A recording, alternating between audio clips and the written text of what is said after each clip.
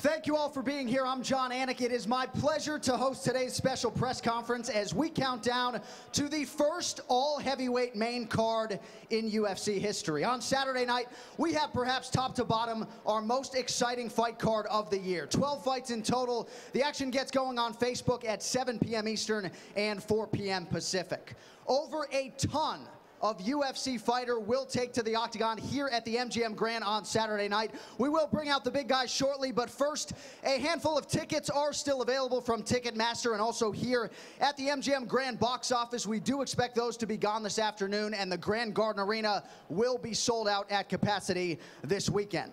Also, remember the prelims on FX begin at 8 p.m. Eastern, 5 p.m. Pacific, and then the big guns go off for the UFC 146 main card on pay-per-view at 10 p.m. Eastern and 7 p.m. Pacific.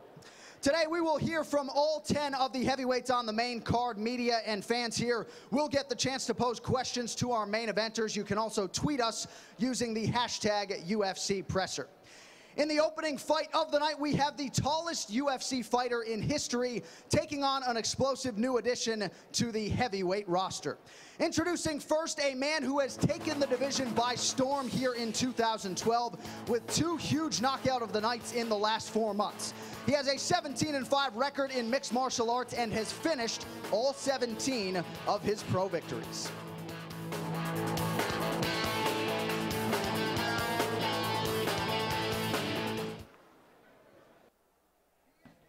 Devastating puncher from Madera, California. Please welcome Lavar Johnson.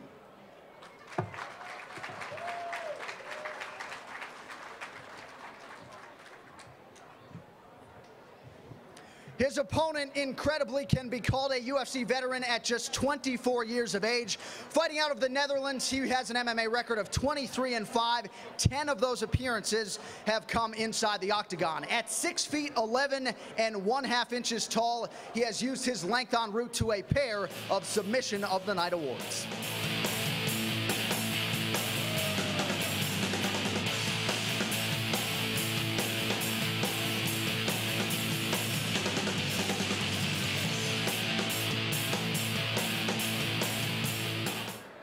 Please welcome the skyscraper, Stefan Struve.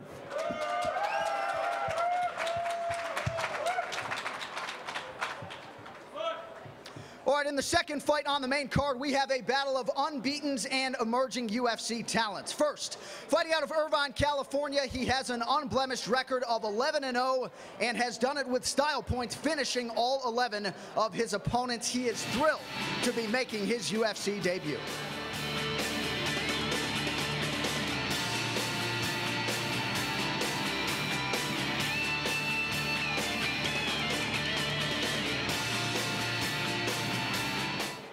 Please welcome to the UFC, Shane Del Rosario.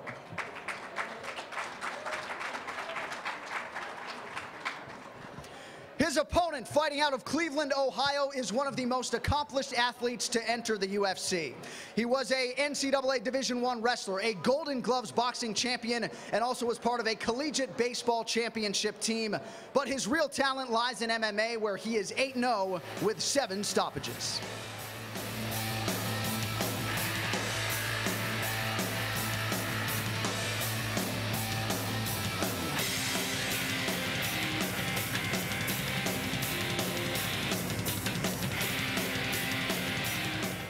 He is the owner of the 5th fastest knockout in UFC heavyweight history. Here is Stipe Miocic.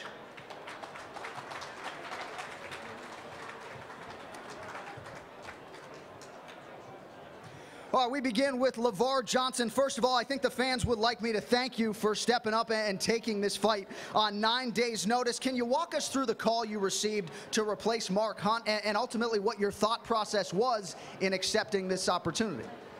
Yeah, I got the call saying that Mark Hunt might not be able to fight due to an injury, and they offered me to fight, you know, and as fighters, that's what we do.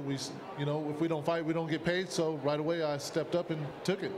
All right, so in addition to the monetary reward, the reward here for you is to go 3-0 in the UFC in a 4-month span. I guess the risk would be losing the momentum that you established in that huge win over Pat Barry in the UFC on Fox, but I guess in your estimation, the reward here far outweighed the risk for you. Yeah. I'm not worried about losing. I'm still in shape, train really hard, and I'm well prepared for this. You know, I think I match up well with Stefan, and I think it's going to be a great fight. All right, well, when Zuffa announced that the Strikeforce heavyweights would be migrating over to the UFC, certainly Alistair Overeem was a guy who garnered most of the headlines. You came in sort of unheralded. All you've done in the UFC has been a world beater. What do you think has been the biggest improvement in your game, and what has been the key to your success here in the UFC? My biggest improvement in my game has been my speed. I've worked a lot on my speed and accuracy. Instead of trying to hit people hard, I'm trying to move a lot faster, and footwork.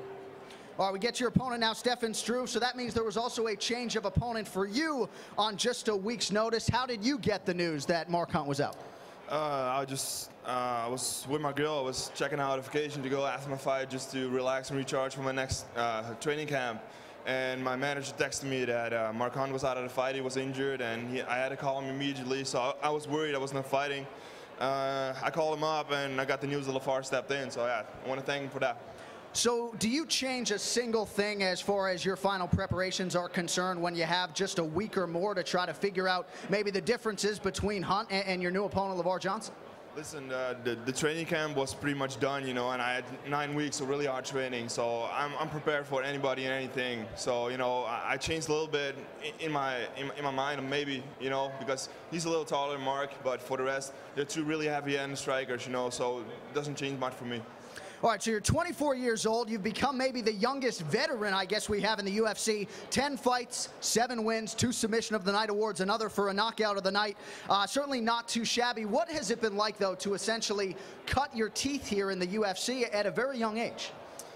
It's been an amazing journey. I entered the UFC. I signed my first contract when I was 20 years old. I fought Junior Dos Santos when I was 21 for 3 days, you know, so nobody really knew how good he was back then, you know, but I fought the champ. So it's amazing to see him right now, and amazing to think back that I fought him. But, you know, I'm 24, and when I'm going to retire, I'm going to have, like, hopefully 50, 60 fights in the UFC, and that sounds pretty amazing to me. I would imagine that would be a record. All right, best of luck on Saturday night. Now we move along to Shane Del Rosario and Stipe Miocic. First of all, congratulations, Shane. I know it's been a long time coming. Good to see you here in the UFC. All right, so you sit here on the brink of your UFC debut. You've been out of action since February of 2011, the win over Lavar Johnson. Actually, a year ago, a driver slammed into your vehicle from behind, despite initial concerns that you would never fight again. Here you are. How have you handled the aftermath of the accident and your subsequent recovery? You know, I really went through some times, you know, during the injury, but it's all come full circle. I put it all behind me. I had a really good training camp. I'd say one of my best. And I'm really focused. I'm just really hungry to get back in there, and I'm honored to be here. So a lot of people in the past have questioned, you know, the depth of the heavyweight division. This card certainly makes a rather large statement about the depth of our heavyweight division right now. But the division, Shane, I think you'd agree, is also wide open. How important an opportunity is this for you in your debut on this stage to not just get the win, but to make a statement here to the UFC fans? Yeah, you know, since day one of training, the goal was to get to the UFC. This is the top organization, and, you know, I've taken my time, I've paid my dues, and we're finally here. And, you know, I just didn't want to get to this UFC. I want to stay here, I want to fight, I want to win, and I'm looking to make a name for myself come Saturday night. All right, and we look forward to seeing you where you absolutely belong. All right, now we turn our attention to Stipe Miocic, and I guess if any heavyweight on this card is overdue his time in the spotlight, it's probably you. Now, we set up your accolades in wrestling and boxing. How much did that experience give you a head start when you decided to make the transition here to mixed martial arts? Actually, I did MMA before I started boxing. I did a few amateur fights. Then me and my coach decided I took about a year and a half off, and just did go-and-goes boxing and all that, and it worked out well, and, you know, so far it's been good. I guess it did work out well. Now, we also mentioned you were an accomplished baseball player, even drawing some interest from some Major League Baseball teams. At any point, did you think that would be your chosen path, and why did you ultimately choose mixed martial arts? You know, I was trying to live the dream, be a baseball player. You know, didn't work out. You know, I'm happy the way it happened. You know, I was just with MMA, I just kind of fell into it, trying to help a guy out, and just never left the gym.